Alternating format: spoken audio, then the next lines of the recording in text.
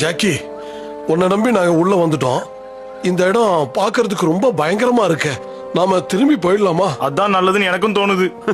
ஒரு தடவை உள்ள வரணும்னு நான் முடிவு பண்ணிட்டேன்னா அதுக்கப்புறம் நானே நினைச்சாலும் அதை மாத்திக்க மாட்டேன். Wait a minute.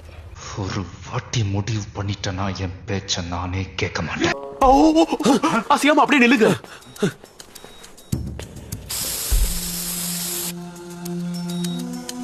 ஏன்பா எல்லாத்தையுமா சந்தேகனோட பாப்ப?